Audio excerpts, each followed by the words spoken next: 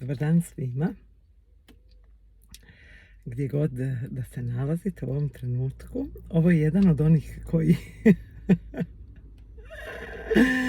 se moraju roditi u autu. Mislim na video da se treba roditi u autu. Jednostavno kad dođe i kad ga trebam izgovoriti, jer znam da je potreban i meni i još nekoj mojoj bliskoj duši koja će me poslušati. Danas sam nekako posebno zahvalna za svoju prošlost. I kao vjerojatno i puno vas, često imam trenutka kad se možda moja persona, moj ego osuđuje za neka iskustva iz prošlosti.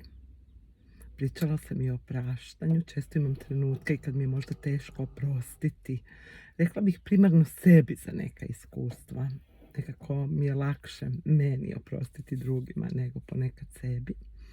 Međutim, danas je jedan od onih dana kad se kupam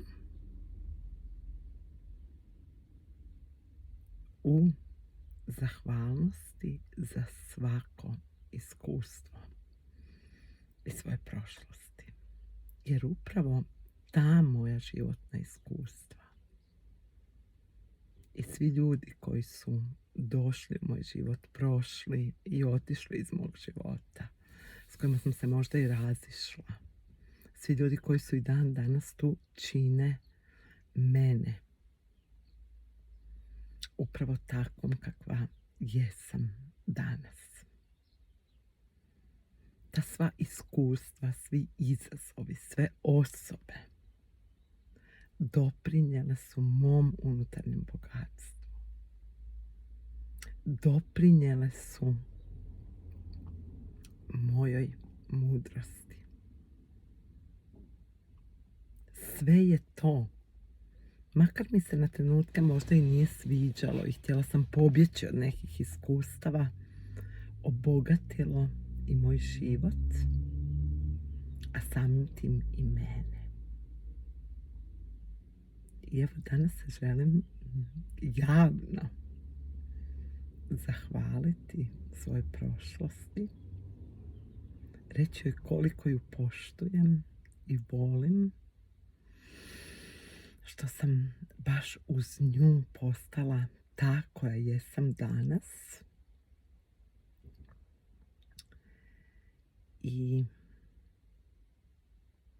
negdje s tim iskustvom i s tom mudrošću želim otvorenog srca prihvatati bilo koju situaciju, bilo koje iskustvo, bilo koju osobu koju mi život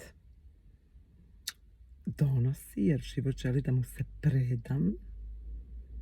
I sa tim iskustvima iz prošlosti i sa tom mudrošću koju imam danas, znam da je sve ono što se događa u mom životu za moje najviše dobro.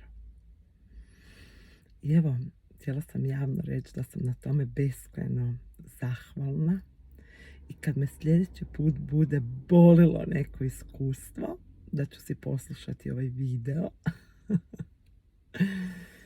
i da ću se prisjetiti toga koliko me moja prošlost obogatila.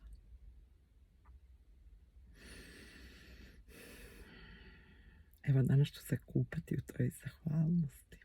Volim vas, ljubim vas, grlim vas gdje god da jeste. Imajte prekrasan dan, izašlo je sunce,